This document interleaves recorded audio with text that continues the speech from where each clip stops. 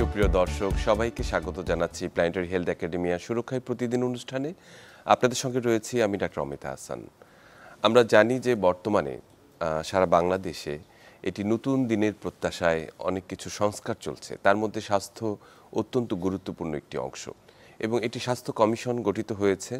আমরা প্রত্যাশা করছি মাসের শেষের দিকেই ওনাদের যে রিপোর্টটি ওনারা হয়তো পেশ করবেন এবং তাতে আমাদের স্বাস্থ্য খাতেরকে ঢেলে সাজানোর জন্য বা এর উন্নয়নের জন্য যে রোডম্যাপটি সেটি হয়তো প্রতিফলিত হবে, এই প্রত্যাশা আমাদের রয়েছে। কিন্তু আসলে সত্যিকার অর্থে এই যে আমাদের বিশাল জনগোষ্ঠীর জন্য যে স্বাস্থ্যসেবা রয়েছে সেটিকে সুষ্ঠুভাবে নির্বাহ করার জন্য যা দরকার বা যে সময় বা প্রস্তুতি দরকার সেটির মধ্যে কি আমরা আছি কিনা। আসলে এই যে স্বাস্থ্য খাত ও স্বদেশ এর মুক্তি কোন পথে, এই সবগুলো বিষয় নিয়ে আজকের এই গুরুত্বপূর্ণ আলোচনায় আসতে চাই এবং আমাদের সঙ্গে আলোচনায় যুক্ত আছেন ডক্টর সৈয়দ আব্দুল হামিদ, অধ্যাপক, স্বাস্থ্য অর্থনীতি ইনস্টিটিউট, ঢাকা বিশ্ববিদ্যালয়। আপনাকে স্বাগত। এবং একই সঙ্গে আমি যুক্ত করতে চাই ডক্টর হামিদ, বিশেষ করে বিভিন্ন লেখালেখির মাধ্যমে, বিভিন্ন পত্রিকায় কলাম এবং বিভিন্ন সেমিনার মাধ্যমে আপনি স্বাস্থ্য সংস্কারের পথের, মুক্তির পথের কিছু পথ নিজেও খুঁজেছেন এবং সে ব্যাপারে হয়তো সহযোগিতা করেছেন বিভিন্ন সময় আমরা দেখেছি। আমরা বিশ্বাস করি যে একদম এই মানে শেষ সময়ের স্বাস্থ্য খাতের যে কমিশনের যে রিপোর্ট, তার আগে হয়তো আজকের আলোচনা আমাদের মুক্তির হয়তো আরও ভিন্ন পথ দেখাতে পারে। তো আমি প্রথমেই যে আমাদের 6টি যে স্তম্ভ রয়েছে মূলত স্বাস্থ্য খাতের, একটি গভর্নেন্স, একটা medicine and technology, human resource, service delivery, finance এবং সর্বশেষটি রয়েছে যেটা আমরা বলছি ইনফরমেশন। তো এই সবগুলোর মধ্যে সবচেয়ে গুরুত্বপূর্ণ আমার কাছে মনে হয় যে যেটি অর্থনীতি, যেটির উপর ভিত্তি করে স্বাস্থ্য খাত পরিচালিত হবে এবং সেই বিষয়ে আপনি একজন বিশেষজ্ঞ। তো অর্থনীতিতে শুরু করতে চাই যে আসলে স্বাস্থ্য অর্থনীতির যে কাঠামোটি আমাদের রয়েছে, আমরা এত দীর্ঘ স্বাধীনতার এই দীর্ঘ 54 বছর পর্যন্ত যে কাঠামোর উপর আমরা দাঁড়িয়ে রয়েছি, প্রতি বছরই আমরা দেখেছি স্বাস্থ্য খাত বঞ্চনার শিকার হয়েছে, বাজেটে তাদের অ্যালোকেশন কম হয়েছে, জিডিপি যতটুকু প্রত্যাশিত ছিল সেটি সেখানে আসেনি এবং এই যে জোড়া তালি লাগানো যে একটি প্রাইভেট এবং গভর্নমেন্ট, এই যে একটি স্বাস্থ্য খাতের যে কাঠামোটি সেটি কিন্তু পুরোপুরি কার্যকর হওয়ার আগেই সংস্কারের কথাটি এসেছে। তো আমি জানতে চাই যে এই আমাদের এই মুক্তি কোনভাবে মিলবে অর্থনীতির দিক থেকে স্বাস্থ্য খাতে, এই বিষয়ে আপনার কাছ থেকে জানতে চাই। জি, অনেক ধন্যবাদ আমাকে এই প্রোগ্রামে ইনভাইট করার জন্য। আসলে আপনি যে বিষয়টা শুরু করেছেন, যে ফাইন্যান্স যে অংশটা, অর্থায়ন, স্বাস্থ্যের অর্থায়ন, এটা আসলে সেন্ট্রাল ইস্যু।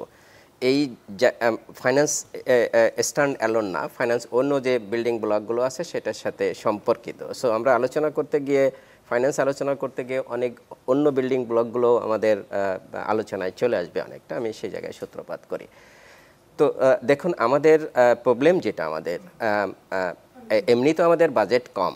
আমরা জানি যে আমাদের যে বাজেটটা দেওয়া হয় স্বাস্থ্য খাতে সেটা আসলে প্রয়োজনের তুলনায় 3 ভাগের 1 ভাগ। আমাদের 15% দরকার রাষ্ট্রীয় বাজেটের স্বাস্থ্যের জন্য, আমরা পাই 5%-এর মতো বা 5%-এর কাছাকাছি।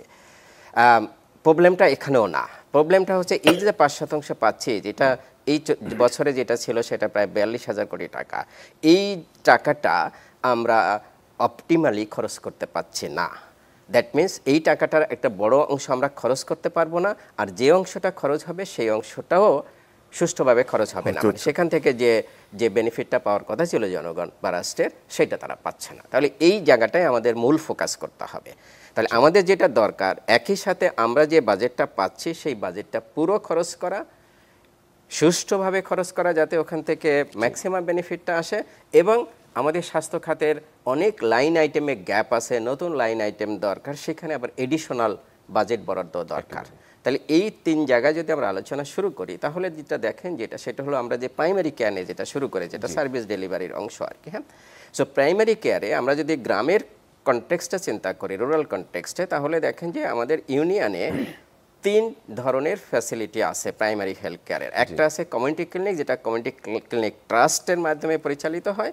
আরেকটা হচ্ছে যে FWC, যেটা ফ্যামিলি প্ল্যানিং অধিদপ্তরের মাধ্যমে পরিচালিত হয়। আরেকটা হচ্ছে সাব সেন্টার, যেটা স্বাস্থ্য অধিদপ্তরের মাধ্যমে পরিচালিত হয়। 3টারই কাজ কিন্তু প্রাইমারি কেয়ার দেওয়া। এবং প্রাইমারি কেয়ার দেওয়ার জন্য এই তিনটা ভিন্ন ভিন্নভাবে কাজ করছে। এই জায়গাটা আমাদের একটা ইন্টিগ্রেশন দরকার। এই তিনটাকে একত্রিত করে আমরা প্রাইমারি হেলথ কেয়ার নামে একটা সেন্টার করব ইউনিয়নে, এবং সেই সেন্টারে সাব সেন্টারগুলো থাকবে ওয়ার্ড লেভেলে। এবং সেখানে এখন যে বর্তমান যে হিউম্যান রিসোর্স আছে, সেই হিউম্যান রিসোর্সগুলোকে যদি এক জায়গায় নিয়ে আসা হয় 3 অর্গানাইজেশনে 3 সেন্টারে, তাহলে দেখা যাচ্ছে হিউম্যান রিসোর্সের যে গ্যাপগুলো আছে সেটা অনেকটাই থাকবে না।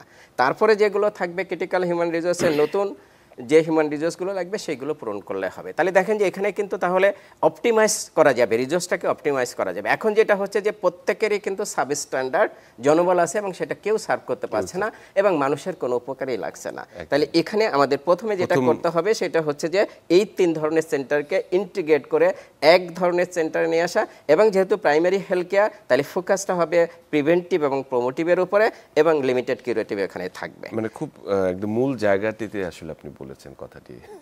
জি, এরপরে এইটাকে যদি আমরা শক্তিশালী করতে পারি তাহলে হচ্ছে যে আমরা একটা রেফারেল সিস্টেম তৈরি করতে পারবো হায়ার লেভেলের সাথে। তাহলে এর নেক্সট লেভেল হচ্ছে যে উপজেলা।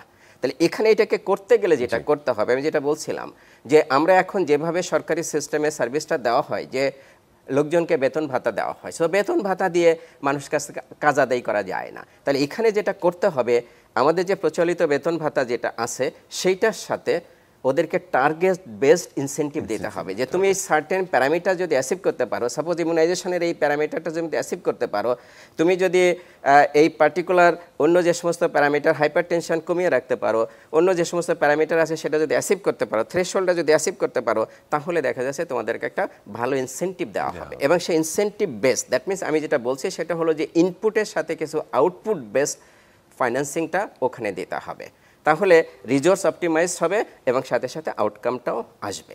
এই হচ্ছে যে ফাইন্যান্সিং। এবং প্রাইমারি হেলথ কেয়ারের জন্য ট্যাক্স ফাইন্যান্সিং হতে হবে, জেনারেল যে রেভিনিউ ট্যাক্স বেস যে ফাইন্যান্সিংটা আমরা সরকারি যে বাজেট অ্যালোকেশন সেখান থেকেই হতে হবে। এটা হচ্ছে প্রাইমারি হেলথ কেয়ার। এখন আসি আমরা next level of care. Next level of care তার মানে আমাদের উপজেলা। তাহলে উপজেলাতে আমাদের যেটা করতে হবে সেটা হচ্ছে যে উপজেলাও একই অবস্থা, আমাদের অনেকগুলো লাইন আইটেম আছে এবং সেই লাইন আইটেমের প্রবলেম যেটা সেটা হচ্ছে যে এক লাইন আইটেমের টাকা অন্য লাইন আইটেমে খরচ করা যায় না। দেখা যাচ্ছে এক লাইন আইটেমে সারপ্লাস আছে বাট অন্য লাইন আইটেমে টাকাটা শেষ হয়ে গেছে, বাট ওইটা খুব গুরুত্বপূর্ণ লাইন আইটেম, সেখানে আমরা খরচ করতে পারছি না। তাহলে এখানে আমাদের কিছু ফ্লেক্সিবিলিটি লাগবে। দ্যাট মিনস এই ফ্লেক্সিবিলিটি এখনও আছে, কিন্তু সেটা যেটা করা হয় সেটা হচ্ছে যে অনেক উপর থেকে সেটাকে পারমিশন নিয়ে আসতে হয়। সাপোজ এটা ডিজি থেকে এটাকে পারমিশন নিতে হয়, এটাকে রিঅ্যাপ্রোপ্রিয়েশন বলা হয়, যে বাজেটের এক লাইন আইটেমে টাকা অন্য লাইন আইটেম ব্যবহার করতে গেলে রিঅ্যাপ্রোপ্রিয়েশন করে পাওয়া যায়, কিন্তু সেই অনুমোদনটা ডিজি থেকে নিতে হয়। এই অনুমোদনের প্রসেসটা সহজ করে দিতে হবে। এটা অন স্টেপ হতে পারে, দ্যাট মিনস উপজেলা ডিস্ট্রিক্ট থেকে নিতে পারে, ডিস্ট্রিক্ট ডিভিশন থেকে নিতে পারে এইরকম। এবং মেডিকেল কলেজের জন্য দরকার নেই, মেডিকেল কলেজ এমনিই নিতে পারে এক লাইন আইটেমের টাকা। মানে এই ফ্লেক্সিবল ফাইন্যান্সিংটা, ফ্লেক্সিবল স্পেন্ডিং যে মেকানিজমটা সেটা লাগবে। দ্বিতীয় যেটা সেটা হচ্ছে যে আমাদের অনেক লাইন আইটেমে দেখা যাচ্ছে যে হসপিটালকে একটু মনে করতে হবে যে একটা ডিফারেন্ট দ্যান আদার সার্ভিসেস, কারণ hospital is a place of emergency. এটা শুধু ইমার্জেন্সি ইউনিট না, হসপিটালে প্রত্যেকটা সার্ভিসে ইমার্জেন্সি, কারণ এটা লাইফ অ্যান্ড ডেথ নিয়েই তাদের কাজ আর কি। তাহলে সেখানে কিছু এডিশনাল বরাদ্দ রাখতে হয় সব সময়, কারণ ম্যানেজারের কাছে যদি ফ্লেক্সিবিলিটি থাকে তার যে খরচ করা, তাহলে সে যেটা করতে পারবে যখনই কোনো ধরনের প্রবলেম হবে, এই আইটেমটা নাই, এইটা মেডিসিনটা নাই, এই আজকে ইকুইপমেন্টটা আউট অফ অর্ডার হয়ে গেছে, সে কুইক কিন্তু সেই কাজটা করে নিতে পারে। দুইজন আয় ডেকে এনে ক্লিনার ডেকে এনে সে কিন্তু কাজ করতে পারে। এখানে যে ভয়টা সবসময় করা হয় যে টাকাগুলো নয়ছয় হবে, অপচয় হবে, টাকার তো হাজার হাজার কোটি টাকা রাষ্ট্রের অন্য খাতে অপচয় হচ্ছে, দেশের বাইরে চলে যাচ্ছে, সেগুলো তো আমরা দেখি, তাই না? তো হেলথে আমরা একটু দিয়ে দেখতে হবে যে আমাদের কতটুকু উপকারে লাগে। আমি যেটা মনে করি আমাদের যেটা হিসাব আছে সেটা হচ্ছে যে একটা উপজেলাকে যদি 10 লাখ টাকা করে থোক বরাদ্দ দেওয়া হয় একটা বছরে, আমাদের 442টার মতো ফাংশনাল উপজেলা আছে, আমাদের মাত্র 42-43 কোটি টাকা এখানে লাগে। ডিস্ট্রিক্ট আছে আমাদের 64টার ডিস্ট্রিক্ট হসপিটালের মতো আছে। সো এই সমস্ত জায়গায় যদি দেওয়া হয় আমি দেখেছি যে মাত্র 150 কোটি টাকার মতো লাগে, এবং এই 150 কোটি টাকাই কিন্তু স্বাস্থ্য খাতের পিকচার চেঞ্জ করে দিতে পারে, একদম চেঞ্জ করে দিতে পারে। এইটা করতে হবে। যে দেখা যাচ্ছে যে একটা ছোট্ট জরুরি একটা ইসিজি মেশিন নষ্ট, অল্প কিছুর জন্য ঠিক হচ্ছে না, সেটি তারা করতে পারেন। এবং এখানে যেটা করতে হবে, এখানে আরেকটা বুদ্ধি করতে হবে, সেটা হচ্ছে যে আমাদের এখন যে বেনিফিটটা আমরা পাই, হসপিটালে গেলে অ্যাজ এ পেশেন্ট হিসেবে সেই বেনিফিটটা আমি জানি না যে আমি কত টাকার বেনিফিট পেলাম, আপনি ডাক্তার হিসেবে জানেন না যে আমাকে কত টাকার বেনিফিট দেওয়া হলো, এবং রাষ্ট্র জানে না যে আসলে তার খাত, স্বাস্থ্য খাত কত টাকার বেনিফিট প্রডিউস করছে সারা বছরে। রাষ্ট্র শুধু জানে সেটা হচ্ছে যে 42,000 কোটি টাকা দেওয়া হচ্ছে, সে 42,000 টাকা খরচ করা হচ্ছে। এই জায়গাটাকে ফেস চেঞ্জ করে ফেলতে হবে। এখানে যেটা করতে হবে সেটা হচ্ছে যে হসপিটালে প্রত্যেকটা সার্ভিস বান্ডেলিং করতে হবে, ডিআরজি অনুযায়ী, ডায়াগনস্টিক রিলেটেড গ্রুপ অনুযায়ী এটাকে বান্ডেলিং করতে হবে। এই বান্ডেলিংটা আমাদের এসএসকেতে কিছুটা করা আছে, স্বাস্থ্য সুরক্ষা কর্মসূচি যেটা টাঙ্গাইলে হলো সেখানে করা আছে। ওইটাকে কেন্দ্র করে অন্যান্য সার্ভিসগুলো বান্ডেলিং করে সেটা একটা ভ্যালু নির্ধারণ করতে হবে। আমরা প্রাইভেটে গেলে প্রাইস ফেস করি, একটা আলট্রাসোনোগ্রাফি কত 1,000 টাকা করি। সেই আলট্রাসোনোগ্রাফি সার্ভিসটা যদি আমি উপজেলা, ডিস্ট্রিক্ট বা মেডিকেল কলেজ থেকে পাই, নিশ্চয়ই এটা একটা ভ্যালু আছে। সেটা তো 1,000 টাকা হবে না, কিন্তু সেটা 600 টাকা হতে পারে, সেটা 500 টাকা হতে পারে। তাহলে এই ভ্যালুটা নির্ধারণ করতে হবে। এই বান্ডেলিং করে ভ্যালুটা নির্ধারণ করে আমাকে সার্ভিস দিয়ে দেওয়ার সময় আমাকে বলতে হবে যে তোমাকে এত টাকার সার্ভিসটা দেওয়া হলো। তাহলে আমার কাছে যেটা হবে সেটা হলো সরকারি সার্ভিসের প্রতি আমার যে শ্রদ্ধা সেটা জন্মাবে, এবং এইটাকে আরেকটু আর্টিকুলেট করার জন্য আমাকে একটা বাউন্ডারি দিয়ে দিতে হবে যে আমি বছরে কত টাকা সেবা পাবো। তার মানে একটা পরিবারকে যদি বছরে 50 বা 1 লাখ টাকার একটা বাউন্ডারি দিয়ে দেওয়া হয় যে তুমি জেনারেল ইনপেশেন্ট কেয়ারের জন্য এবং রেফার্ড আউটপেশেন্ট কেয়ারের জন্য, যেহেতু আমরা প্রাইমারিটাকে শক্তিশালী করছি, তাহলে ওখান থেকে রেফার্ড হয়ে আসবে, তাহলে referred outpatient care, general inpatient care এবং বেসিক ইমার্জেন্সি কেয়ারের জন্য তোমাকে পরিবার প্রতি 1 লক্ষ টাকার সেবা দেওয়া হবে। এবং সেটার যদি একটা কার্ড দিয়ে দেয় তাহলে যেটা হবে আমি কিন্তু ক্ষমতায়িত হব। কেন ক্ষমতায়িত হব? এখন কিন্তু আমি যখন হসপিটালে যাই আমি সার্ভিস পাই আর না পাইলেও কারোর কাছে কমপ্লেন করার কিছু নাই, আমার কোনো ক্ষমতা নাই। কিন্তু আমার কাছে যদি একটা কার্ড থাকে তাহলে কিন্তু আমার ক্ষমতাটা বেড়ে যায়। যেরকম একজন স্টুডেন্টের কাছে যেদিন তার স্টুডেন্ট আইডিটা থাকে, সে বাসে উঠলে, ট্রেনে উঠলে যে সমস্ত জায়গায় সে ডিসকাউন্ট পাওয়ার কথা সেখানে কিন্তু সে দেখাতে পারে এবং সেটা সে ডিসকাউন্টটা আদায় করতে পারে, তার এটাকে ক্ষমতায়িত করে। কিন্তু একই স্টুডেন্ট তার কাছে ওই কার্ডটা নিতে ভুলে গেছে, সে যখন বাসে, ট্রেনে, লঞ্চে উঠে ডিসকাউন্ট চায় সে কিন্তু ডিসকাউন্টটা পায় না এবং ওই শ্রদ্ধাটাও সে পায় না। তাহলে একটা কার্ড কিন্তু আমাদেরকে ক্ষমতায়িত করে। এই জাতির সবচেয়ে বড় সমস্যা সেটা হলো যে আমরা মানুষরা ক্ষমতাবান মানুষ না। ফলে যেটা হয় এই ক্ষমতায়িত হই না বলে, আমাদের ক্ষমতা নাই বলে আমরা সব সময় যেটা থাকে বঞ্চিত হতে থাকে। একসময় যখন দেয়ালে পিঠ থেকে যায় তখন এই জনগণটায় তখন কি হয়ে যায়, ভায়োলেন্স দেখা। এই যে আপনি মব দেখতেছেন, এটা দেখতেছেন, এটা কিন্তু এটারই একটা লক্ষণ। তো এই জায়গায় আমাদেরকে যেটা করতে হবে সেটা হলো আমাকে একটা কার্ড দিতে হবে। দ্যাট মিনস প্রতিটা পরিবারকে সাপোজ 50,000 টাকার কার্ড দেওয়া হোক, এসএসকেতে 50,000 টাকার কার্ড দেওয়া হয়েছিল সেটা পুয়ারদেরকে, কিন্তু এখানে সবাইকে দিতে হবে ইউনিভার্সালি। তাহলে কার্ডটা নিয়ে যখন আমি যাব তখন কি হবে, আপনি ডাক্তার হিসেবে আমাকে কিন্তু তখন অন্য দৃষ্টিতে দেখতে হচ্ছে, কারণ আমি কার্ড নিয়ে আসছি, আমিও দাবি করতে পারছি যে এখানে 50 বা 1 লাখ টাকার সার্ভিস কিন্তু আমি পাবো, ঠিক আছে। এবং তখন কিন্তু আপনি ম্যানেজার হিসেবে কোনো সার্ভিস, কোনো ইনপুট আনইউটিলাইজড রাখার সুযোগ নাই, কারণ আমি তো জনগণ কার্ড নিয়ে যাচ্ছে, রাইট। এবং আমাকে ভ্যালুটা নির্ধারণ করে দিতে হচ্ছে যে আমি হসপিটাল যে সার্ভিসটা পেলাম সেটার ভ্যালুটা কত, আমাকে সেটা বুঝিয়ে দিতে হচ্ছে। তখন কিন্তু হসপিটাল ম্যানেজারের কোনো সুযোগ নাই কোনো রিসোর্স আনইউটিলাইজড রাখার।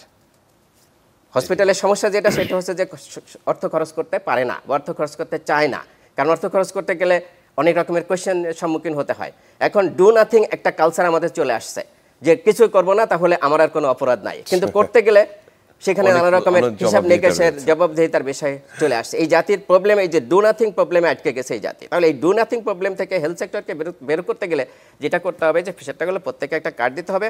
সেটা 50,000 টাকা দিয়ে শুরু হতে পারে, বাট আমি মনে করি সেটা 1 লক্ষ টাকা হওয়া উচিত। এবং 3 ধরনের সার্ভিস আমি যেটা বললাম, general referred outpatient care, general inpatient care এবং বেসিক ইমার্জেন্সি কেয়ার। এবং এই সেবাটা দেবে কে? এই সেবাটা দেবে হচ্ছে উপজেলা এবং ডিস্ট্রিক্ট হসপিটাল। একেবারে আমরা মোটামুটি স্বাস্থ্য অর্থনীতির কয়েকটা জায়গা বললাম, তার মধ্যে একটি গুরুত্বপূর্ণ বিষয় একটু আমি জানতে চাই, সেটা হচ্ছে আউট অফ পকেট এক্সপেন্ডিচার, যেটি আসলে বিভিন্ন সময়ে মানুষকে দরিদ্র থেকে আরও দরিদ্রতর করে ফেলে। সরকারি সার্ভিসটি পেতে হলেও তাকে তার নিজের পকেট থেকে প্রায় 74% টাকা তাকে খরচ করতে হয়, অথচ সে কিন্তু সরকারি সার্ভিস অ্যাভেল করছে।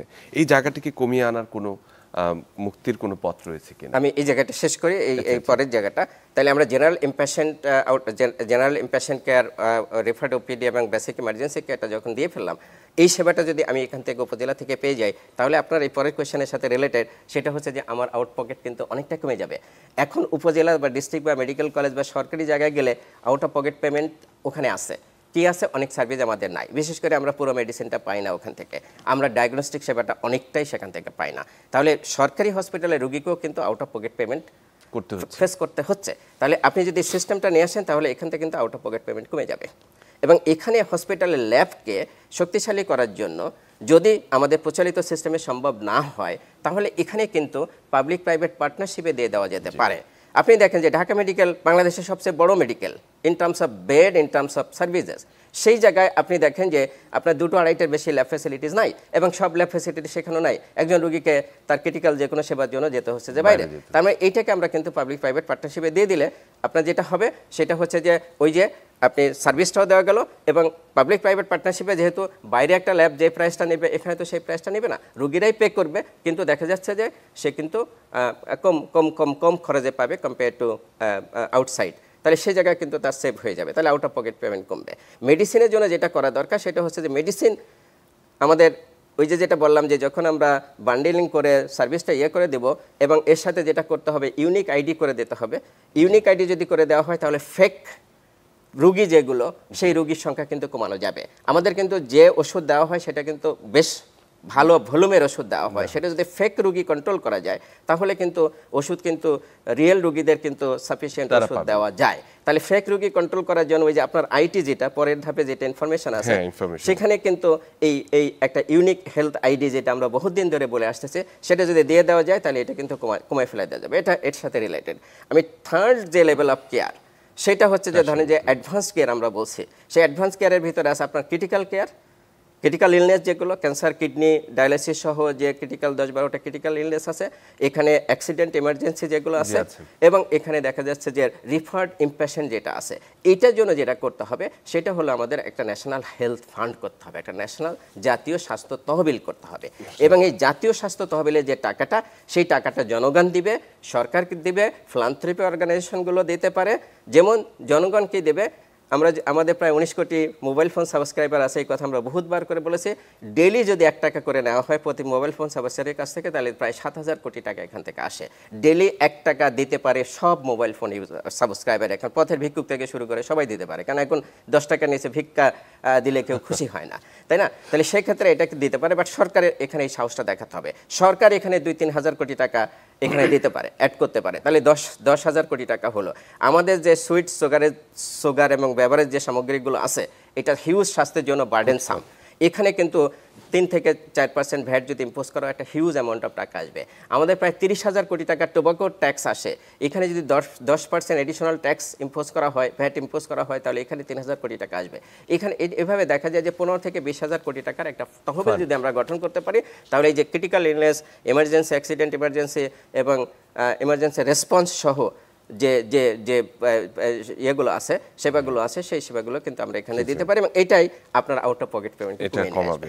আমরা গুরুত্বপূর্ণ তথ্য পেলাম, এবং একই সঙ্গে যেগুলো টাইম বাউন্ড ক্রিটিক্যাল কেয়ার, যেগুলো আমরা বলছি কার্ডিয়াক অথবা অন্যান্য যে জীবন রক্ষাকারী যে লিম্ব সেভিং যেসব রয়েছে, সেখানেও কিন্তু সেটি ভীষণ কার্যকরী হতে পারে।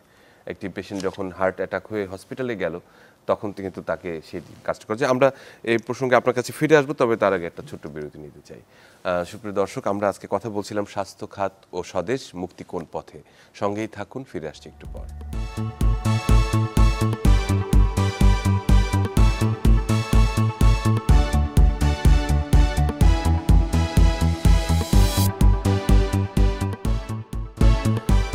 সুপ্রিয় দর্শক, সবাইকে আরেকবার স্বাগত জানাচ্ছি সুরক্ষায় প্রতিদিনে। আপনাদের সঙ্গে রয়েছে আমি ডাক্তার অমিতা হাসান। স্বাস্থ্য খাত ও স্বদেশ মুক্তি কোন পথে, এই আলোচনায় আমরা ছিলাম। সঙ্গে রয়েছেন ডক্টর সৈয়দ আব্দুল হামিদ। আমরা যদি আমাদের প্রসঙ্গে ফিরে আসি, মূলত মেডিসিন এবং টেকনোলজি এটি গুরুত্বপূর্ণ একটি অংশ, বিশেষ করে আউট অফ পকেট এক্সপেন্ডিচারের বড় একটি অংশ এই জায়গাটি দখল করে আছে। বিভিন্ন রকমের মেডিসিন এবং কিছু ইকুইপমেন্টাল বিষয়গুলো রয়েছে। এ বিষয়ে সংস্কারের মানে রেখাটি কেমন হতে পারে?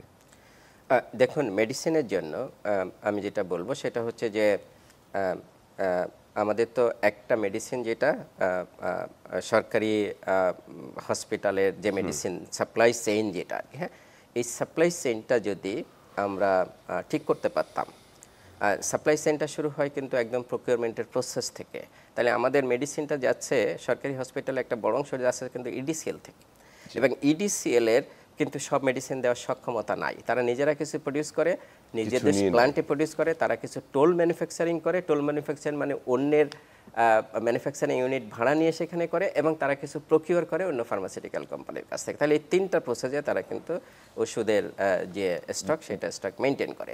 এই জায়গাটাতে আমি মনে করি যে ইডিসিএল এর সক্ষমতা বাড়ানোর দরকার, নিজস্ব সক্ষমতা বাড়ানো দরকার। যেহেতু সরকারি হসপিটালে মেডিসিনগুলো ইডিসিএল এর একটা বড় অংশ সেখান থেকে কম্পালসারি দিতে হয়, তাহলে এখানে ইডিসিএল যদি সক্ষমতা বাড়ায় তাহলে ইডিসিএল টাইমলি মেডিসিনটা দিতে পারে। ইডিসিএল কিন্তু সব মেডিসিন টাইমলি দিতে পারে না, এবং যে ক্যাটাগরির মেডিসিন চাওয়া হয় সেই মেডিসিন হসপিটালকে কিন্তু দিতে পারে না। তাহলে এখানে ইডিসিএল এর একটা পরিবর্তন দরকার। ইডিসিএল এর ম্যানেজমেন্ট এবং তাদের এখনকার কনটেক্সটে তাদের এই লেন্সটাই চেঞ্জ করে ফেলা দেওয়ার দরকার। এটা সরকারি প্রতিষ্ঠানে থাকা দরকার, কারণ এটা মার্কেটে চেক অ্যান্ড ব্যালেন্স করে। এটা না থাকলে আবার কমার্শিয়াল ওষুধ কোম্পানিগুলো আবার বেশি সুবিধা পেয়ে যাবে, সেই জন্য আমি মনে করি এটা থাকা উচিত। দ্বিতীয় যেটা সেটা হচ্ছে যে আমাদের সাপ্লাই চেইনে প্রবলেম যেটা সেটা হচ্ছে যে দেখেন যে মডার্ন স্টোরেজ ফ্যাসিলিটিস কিন্তু নাই। ওষুধগুলো কোথায় রাখা হচ্ছে সেটা কিন্তু স্টোর লুক না, এবং সেটা টেম্পারেচার কন্ট্রোল হোক, হিউমিডিটি কন্ট্রোল হোক, সেটা নাই। অনেক ওষুধের কিন্তু এই এই এই এফিকেসি কমে যায় এই যদি টেম্পারেচার এবং হিউমিডিটি কন্ট্রোল না করা হয়। তাহলে সেই জায়গাগুলোতে আমাদের যেটা করতে হবে সেটা হচ্ছে যে আমাদের এই মডার্ন স্টোর করতে হবে, এবং আমাদের ডিসপেন্সিং মেকানিজম যেটা সেটা আরও পুয়ার, আরও করুন। দেখা যাচ্ছে একই রুগী, একই ব্যক্তি, তিনজন ডাক্তার দেখাচ্ছে একই দিনে, তিনটা টিকিট সে কেটেছে, তিনজন ডাক্তারের চেম্বারে গেছে, উপজেলা ডিস্ট্রিক্ট মেডিকেল কলেজে কিন্তু এগুলো হচ্ছে, এবং সে 3 বার ওষুধ নিয়ে যাচ্ছে একই দিনে। দ্যাট মিনস এটা ফেক রুগী। তারপরে এই যে ডিসপেন্সিং মেকানিজমটা যদি আমরা ঠিক না করতে পারি তাহলে দেখা যাচ্ছে ওষুধ সরকারি হসপিটালে যতই ওষুধ দেন সেই ওষুধ কিন্তু রিয়েল রোগীর কাছে কম পৌঁছাবে। তাহলে এই জায়গাগুলোতে আমাদের কিন্তু আধুনিকায়ন করতে হবে। তাহলে এই ফেক রোগী কন্ট্রোল করার জন্য একটু আগে আমি যেটা বললাম ইউনিক আইডি লাগবে, এবং ডিসপেন্সিং মেকানিজমটাকে মডার্ন করতে হবে যাতে সে তার যে রিপোর্টিং সিস্টেমগুলো সেগুলো থাকে। তাহলে এইটা হচ্ছে আমি সরকারি হসপিটালে যে মেডিসিন সেটার কথা বললাম। তাহলে সরকারি হসপিটালে যখন এই মেডিসিনটাকে সুষ্ঠুভাবে এই ডিসপেন্সিং করা যাবে এবং স্টোরেজ করা যাবে, তখন কিন্তু যেটা হবে রোগীদেরকে বাইরে থেকে, আমি যেটা বলছি সেটা হলো সরকারি হসপিটালে যে রোগীগুলো যাচ্ছে বাইরে থেকে ওষুধ কেনার প্রবণতা কমে যাবে। আমাদের একটা জিনিস মনে রাখতে হবে সেটা হলো যে আমাদের আউট অফ পকেট পেমেন্টের প্রায় 64% কিন্তু মেডিসিনের কন্ট্রিবিউশন। তাহলে মেডিসিনের এত বেশি কেন? এখানে কোয়েশ্চেন যেটা হয় সেটা হচ্ছে তাহলে আমরা কি মেডিসিন বেশি কনজিউম করছি, ইরেশনালি কনজিউম করছি, নাকি মেডিসিনের দাম বেশি? আমি যেটা মনে করি যে মেডিসিনের দাম কম্পারেটিভলি অন্যান্য দেশের তুলনায় বেশি না, কিন্তু আমরা এখানে মেডিসিন বেশি ব্যবহার করছি। তাহলে এই মেডিসিন কেন বেশি ব্যবহার করছি? এই জায়গাটায় প্রবলেম যেটা সেটা হচ্ছে যে আমরা জনগণও দায়ী, আমাদের সিস্টেমও দায়ী। জনগণ হচ্ছে যে ওষুধের দোকান থেকে আমি নিজেই যে বলছি আমার এই প্রবলেম, আমাকে এই ওষুধ দাও, সব ওষুধ আমরা ওভার দ্য কাউন্টার আমরা কিনতে পাচ্ছি, কোনো প্রেসক্রিপশনের বালাই নাই, এবং যেহেতু কোয়াক আছে, ফার্মেসির দোকান আছে, তারা বসে আছে ওষুধ বিক্রি করার জন্য। তার মানে এইটা একটা। আমাদের যারা ফর্মাল প্রোভাইডার সেখানেও আমরা শুনে থাকি অনেক সময় ইরেশনাল প্রেসক্রিপশনের কিছু বিষয় থাকে। তাহলে এখানে এবং এর মূলে যেটা, এর মূল চক্রটা যেটা সেটা হচ্ছে যে আমাদের ফার্মাসিউটিক্যাল কোম্পানির সংখ্যা বেশি, এখানে যা প্রয়োজন তার থেকে বেশি ওষুধ প্রডিউসড হয়। তাহলে যেহেতু ওষুধ তার একটা এক্সপায়ারি আছে, সো বেশি প্রোডাকশন হলে, সারপ্লাস হলে সে কিন্তু পুশ সেল করার চেষ্টা করবে, এবং সেই পুশ সেলটাই হচ্ছে যে আমাদের এই যে অ্যাগ্রেসিভ মার্কেটিং। তাহলে এই অ্যাগ্রেসিভ মার্কেটিং যদি বন্ধ না করতে পারি তাহলে ইরেশনাল যে ইউজ অফ মেডিসিন সেটাও কমানো যাবে না, এবং ওষুধের জন্য যে খরচ যেটা হচ্ছে সেটাও কমানো যাবে না। তাহলে এখানে আমার সুনির্দিষ্ট প্রেসক্রিপশন যেটা সেটা হচ্ছে যে আমাদের আসলে যে 1982 সালে যে ওষুধ নীতিতে যে একটা ফর্মুলা নির্ধারণ করে দেওয়া হয়েছিল 117টা ক্যাটাগরি ওষুধের দাম নির্ধারণ করার জন্য, সেই ফর্মুলাটাকে যুগোপযোগী করতে হবে। করে আমরা চাই না যে ওষুধ কোম্পানি কোনোভাবে ক্ষতির সম্মুখীন হোক, দুই পক্ষই উইন সিচুয়েশনে থাকুক, ওষুধ কোম্পানি এবং জনগণ। তাহলে সেই ফর্মুলাটাকে রিভাইজ করে আমি যেটা মনে করি যে সব ওষুধের দাম সরকার কর্তৃক ফর্মুলার ভিত্তিতে নির্ধারিত হোক। কোনো ওষুধই ফার্মাসিউটিক্যাল কোম্পানি এটা নির্ধারণ করতে পারবে না। কিন্তু আমি কন্ডিশন যেটা বলতেছি সেটা হচ্ছে যে ফর্মুলাটাকে রিভাইজ করা হোক, সেখানে মার্কআপটা চেঞ্জ করা হোক যাতে ওষুধ কোম্পানি কোনো ধরনের ক্ষতির সম্মুখীন না হয়। এই জায়গায় যেটা করতে হলে, এটা নিয়ন্ত্রণ করতে গেলে যেটা লাগবে সেটা হচ্ছে যে আমাদের ইন্ডিয়াতে একটা যেটা আছে ন্যাশনাল ফার্মাসিউটিক্যাল প্রাইসিং অথরিটি, আমাদের এখানে একটা ন্যাশনাল ফার্মাসিউটিক্যাল প্রাইসিং অথরিটি করতে হবে। এই অথরিটি যেটা করবে সারা বছর ওষুধ কোম্পানিগুলো থেকে তথ্যপত্র নিয়ে বিশ্লেষণ করে সে প্রতি 2 বছর পর পর যেটা করবে সেটা হলো ওষুধের মূল্য পুনর্নির্ধারণ করবে। তাতে যেটা হবে সেটা হচ্ছে যে ওষুধের দাম বাড়বে, বাট সেটা নিয়ন্ত্রিতভাবে বাড়বে। এখন ওষুধের দাম নিয়ন্ত্রিতভাবে বাড়ে না। 117টা ক্যাটাগরি যেটা সেটা ওষুধের দাম বাড়ানোর সুযোগ নেই, কারণ এটা স্বাস্থ্য মন্ত্রণালয়ের অধীনে একটা কমিটি আছে যেখানে স্বাস্থ্য সচিব এটা চেয়ার করে, কিন্তু স্বাস্থ্য সচিব কখনো এটা সাহস পায় না যে ওই ওষুধের দাম পুনর্নির্ধারণ করার, কারণ এটা তখন মনে হয় যে সরকার ওষুধের দাম বাড়িয়ে দিয়েছে। কিন্তু যদি আলাদা একটা অথরিটি থাকে এবং সে যদি করে তাহলে কিন্তু এটা সরকারের দায় থাকে না। সত্যি এটি একটি গুরুত্বপূর্ণ বিষয় আপনি উল্লেখ করেছেন। একই সঙ্গে হিউম্যান রিসোর্স বা এই যে জনবল, দক্ষ জনবল যে প্রয়োগ মানে নিয়োগ এবং তাদের যে ডিস্ট্রিবিউশন, দেখা যাচ্ছে যে এটার মানে স্বাভাবিক বা সুষম ডিস্ট্রিবিউশন হচ্ছে না।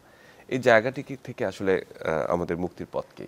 দেখুন যে হিউম্যান রিসোর্সের জন্য দুটো বিষয়, একটা হচ্ছে হিউম্যান রিসোর্স ডেভেলপমেন্ট আর সেটা হচ্ছে তার কন্টিনিউয়াস কোয়ালিটি ইমপ্রুভমেন্ট।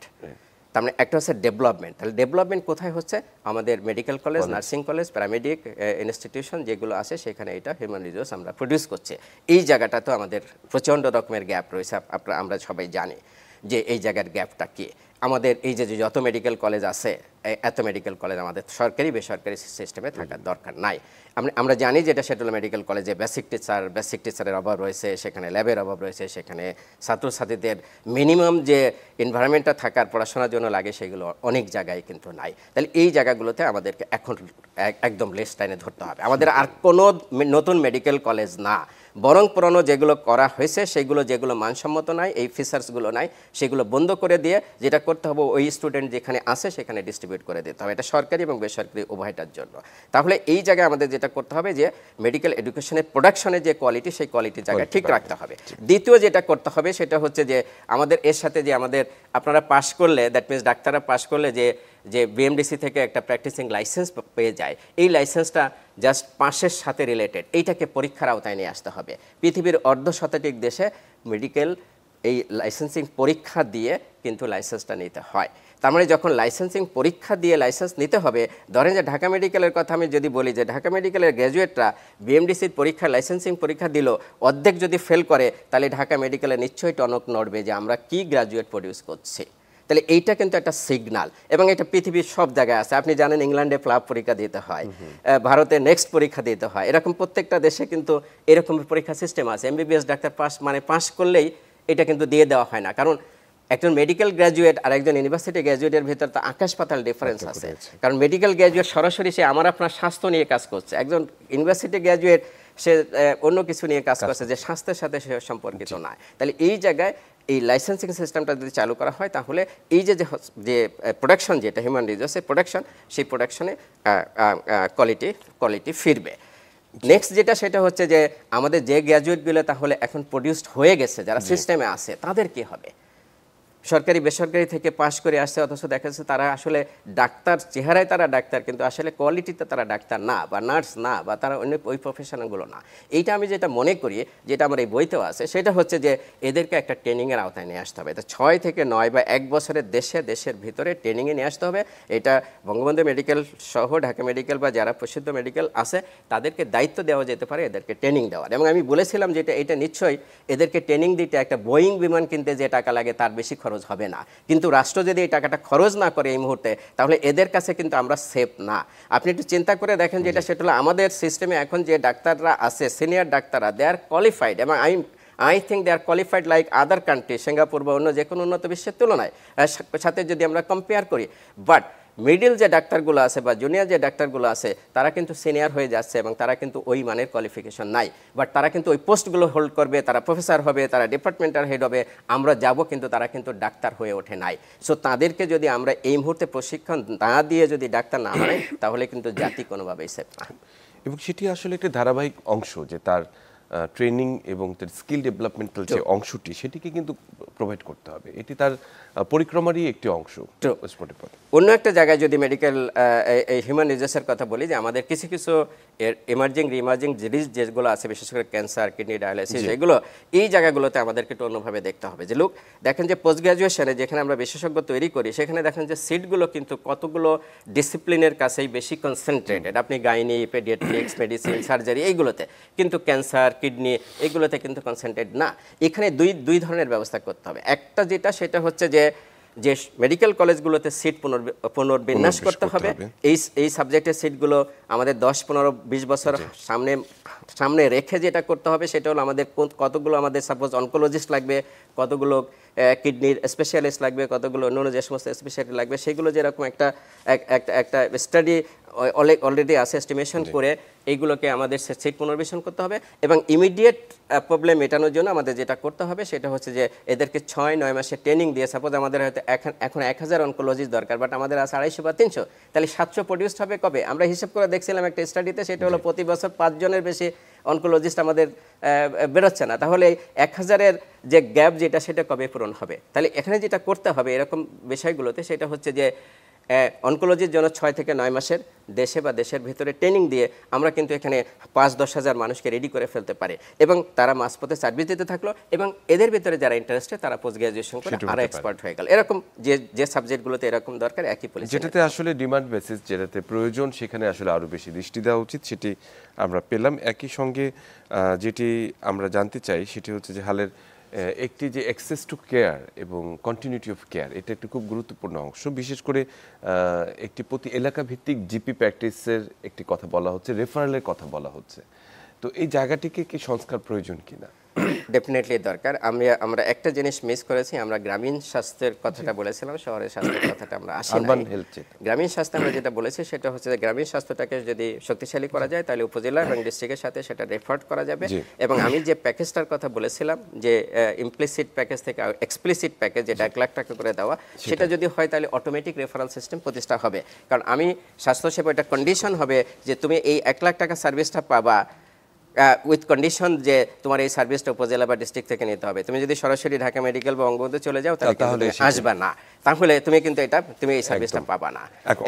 অসংখ্য ধন্যবাদ ডক্টর সৈয়দ আব্দুল হামিদ। আমরা আসলে অনেক আলোচনার বিষয় রয়েছে, হয়তো আজকে সবগুলো আমরা উল্লেখ করতে পারিনি, কিন্তু নিশ্চয়ই যে তথ্যগুলো আপনি দিয়েছেন, সেটি আমাদের স্বাস্থ্য সংস্কার কমিশন বা সংস্কারে নিশ্চয়ই কাজে লাগবে। আপনাকে আবারও অনেক ধন্যবাদ জানাচ্ছি। সুপ্রিয় দর্শক, আমরা একেবারে শেষ পর্যায়ে, বিশেষ করে স্বাস্থ্য খাত ও স্বদেশ মুক্তি কোন পথে, মুক্তি আমরা অনেকভাবেই খুঁজছি, এবং সেটা আসার বিষয় হচ্ছে যে স্বাস্থ্য সংস্কার কমিশন সেই মুক্তির পথেই কাজ করবে বলে আমাদের বিশ্বাস, এবং তারা একটি রিপোর্ট পেশ করবেন। কিন্তু বাংলাদেশের স্বাস্থ্যসেবার এই জায়গাটিকে সমুন্নত রাখার জন্য যে 6টি বেসিক আমরা স্তম্ভের কথা বলেছি, সেগুলোর দিকে নজর দিতে হবে। বিশেষ করে প্রান্তিক জনগোষ্ঠীর স্বাস্থ্যসেবার সঙ্গে সঙ্গে শহরকেন্দ্রিক স্বাস্থ্যসেবার ব্যাপারটিও মাথায় রাখা দরকার। জিপি বা রেফারেল সিস্টেম এটি গুরুত্বপূর্ণ অংশ, এবং সবচেয়ে মূল যে চালিকা শক্তি, যে অর্থনৈতিক বা এর পেছনে যে অর্থনৈতিক যে প্রবৃদ্ধি এবং বাজেট অ্যালোকেশন, সেটি বিষয় কিন্তু আমাদের মাথায় রাখতে হবে। আমরা আশা করি আমাদের স্বাস্থ্য খাতের মুক্তি নিশ্চয়ই আসন্ন। আমরা নিশ্চয়ই একটি সুন্দর স্বাস্থ্যসেবার আমরা দ্বারমুখী বা পেয়ে যাব ইনশাআল্লাহ। সবাই ভালো থাকবেন, সুস্থ থাকবেন।